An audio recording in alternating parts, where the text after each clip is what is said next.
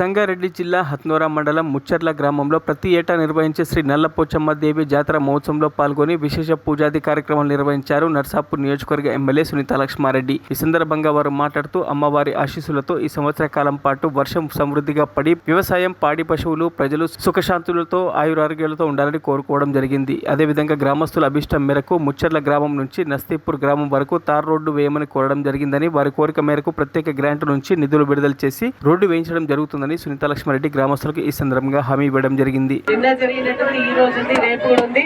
మనం అందరం కలిసి ఇదే విధంగా అమ్మవారిని కొలిస్తే అమ్మ ఆశీస్సులు మనందరి పైన ఉంటాయి. మరి నేను కూడా మీరు గెలిపించినటువంటి ఎమ్మెల్యేగా అమ్మవారిని ప్రార్థిస్తా ఉన్నా. మనందరం కూడా ఆయుర ఆరోగ్యాలతో అష్టైశ్వర్యాలతో సుఖంగా, సంతోషంగా, ప్రశాంతమైనటువంటి జీవితం గడిపే విధంగా ఆశీర్వదించాలని, ఈ సంవత్సర కాలం పాటు మన రైతులందరూ కూడా సుభిక్షంగా ఉండే విధంగా మంచి వర్షాలు పడాలని చెప్పేసి కూడా అమ్మవారిని ప్రార్థిస్తా ఉన్నా.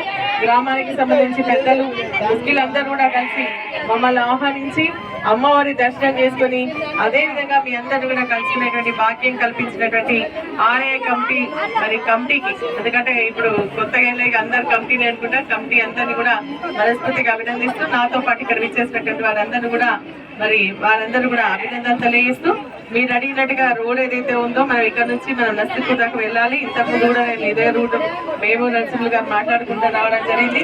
అలా మున్సిపల్ వైస్ చైర్మన్ గారు కూడా మరి ఇక్కడికి వచ్చి ఇక్కడి నుంచి నస్తీపూర్కి వెళ్తే బాగుంటుంది అని చెప్పేసి ఆలోచన ఉంది. అందరికీ కూడా అమ్మవారి ఆశీస్సులు ఉంటే తప్పకుండా అది కూడా చేయిద్దామని చెప్పేసి కూడా ఈ సందర్భంగా తెలియజేస్తూ, అమ్మ కూడా అతని శక్తిని నాకు ఇవ్వాలని, మరి ప్రజా సమస్యలు తీర్చేటువంటి మరి ఒక మంచి ఆలోచన, అదేవిధంగా అందరు సహకరించే విధంగా అమ్మ ఆశీర్వదించాలని మనస్ఫూర్తిగా కోరుకుంటున్నా.